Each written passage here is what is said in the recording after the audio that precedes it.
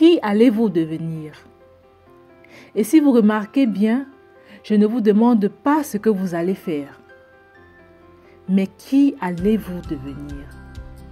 Je vous demande comment vous comptez vivre votre vie tous les jours. Comment allez-vous réagir quand vous n'aurez pas ce travail qui vous tient tant à cœur? Pour tous ceux d'entre vous qui seront enseignants, que ferez-vous si les élèves de votre classe ne réagissent pas à vos leçons? Pour tous ceux qui se lancent dans les affaires, comment allez-vous réagir quand votre patron vous donne un objectif qui vous semble trop élevé? Voyez-vous, ce sont ces moments qui définissent qui vous êtes.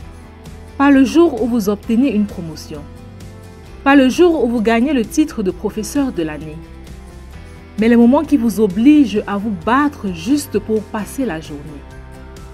Les moments où l'on est mis à terre et où l'on se demande si ça vaut la peine de se relever. Voyez-vous, ce sont les moments où vous devez vous demander qui vous êtes. Et je veux être clair à ce sujet.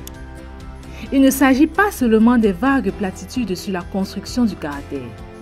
Ces dernières années, nous avons en effet vu un nombre croissant de recherches qui montrent que des compétences comme la résilience et la persévérance peuvent être tout aussi importantes pour votre réussite que vos résultats au test de QI.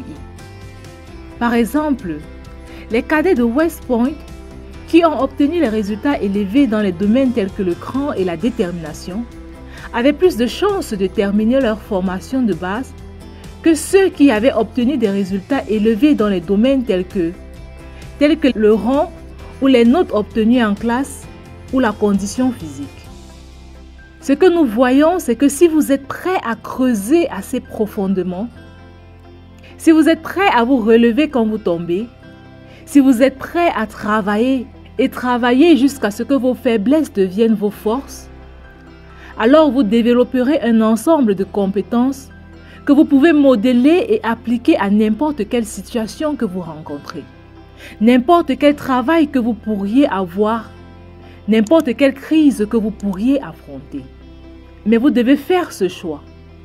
Et laissez-moi juste partager un petit secret avant de terminer. En tant que personne qui a embauché et géré des centaines de jeunes gens au cours de ma carrière, en tant qu'avocate, en tant qu'administratrice, en tant que directrice d'université, d'association à but non lucratif et maintenant en tant que première dame, je n'ai jamais demandé à une personne pendant un entretien d'embauche d'expliquer un résultat de test ou une note dans une classe. Jamais je ne l'ai fait. Je n'ai jamais embauché quelqu'un juste parce qu'il était allé dans une grande école plutôt que dans une école publique. Ce que j'ai toujours recherché, c'est le genre de personne que vous êtes déjà. Êtes-vous un travailleur acharné? Êtes-vous fiable? Êtes-vous ouvert à d'autres points de vue? Êtes-vous sorti de votre propre intérêt pour servir les autres? Avez-vous trouvé un moyen de servir votre pays? Que ce soit en uniforme ou dans votre communauté. Et encore, j'ai vu que ce sont ces qualités que je veux dans mon équipe. Parce que ce sont les qualités qui font avancer nos entreprises, nos écoles et notre pays entier.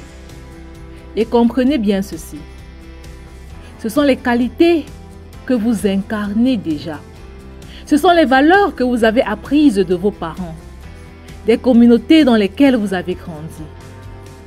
Et aujourd'hui, plus que jamais, c'est ce dont le monde a besoin.